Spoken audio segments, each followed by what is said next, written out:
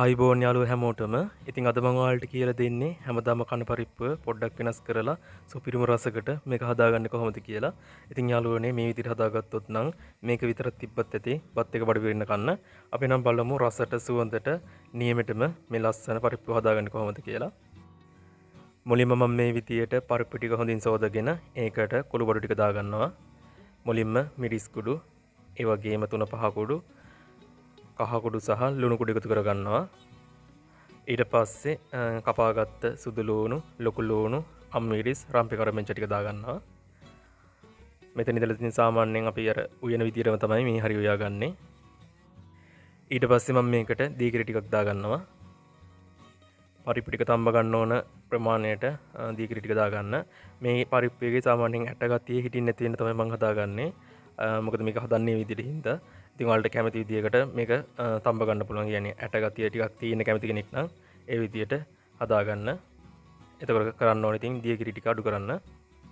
ඊට පස්සේ කලවම් කරලා මම මේක ලිපේ තියාගෙන උයා ගන්නවා. ටික වෙලාවක් යනකොට විනාඩි දෙකක් විතර යනකොට මේ විදියට පොල් කිරි එක යට ලිය යනවා වගේ දාගලනවා. එතකොට පොඩ්ඩක් හැන්දෙන් කලවම් කරගන්න. කිරි කෙටි ගහන්න දෙන්න එපා. ඉතින් මම මේක හදන්නේ බත් එක්ක කන්න.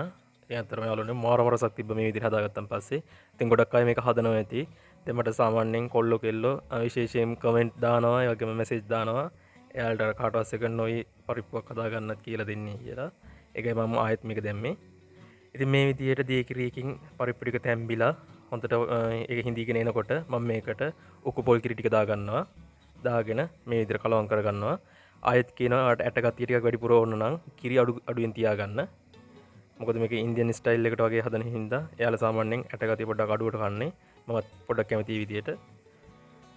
දැන් මේ තියෙන විනාඩි 3-4ක් සාමාන්‍ය ගින්දරේ උයාගත්ත අපේ පරිප්පු එක. දැන් හොඳ සුවඳක් තියෙනවා මේ වෙලාවේදී.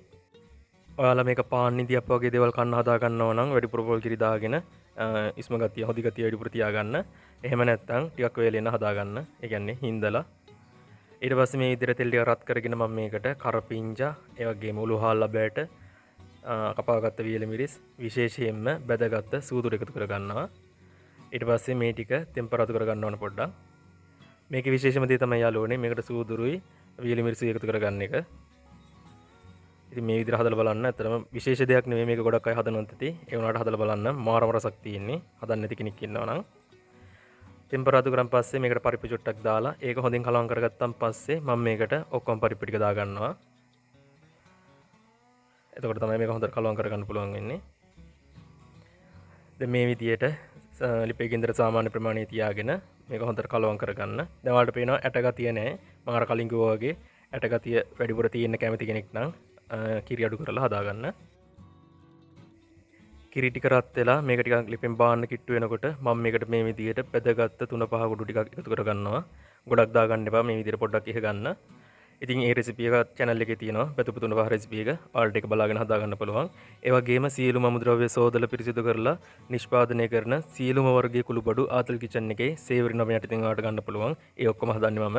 ඉතින් ගත්ත හැමෝම රසයි කියලා තියෙනවා. ඔයාලට කැමති නම් මේ පහළ තියෙන WhatsApp නම්බර් එකට මැසේජ් එකක් දැම්මොත් ඒ ඔක්කොම ගෙදරටම ගෙන්න ගන්න පුළුවන්.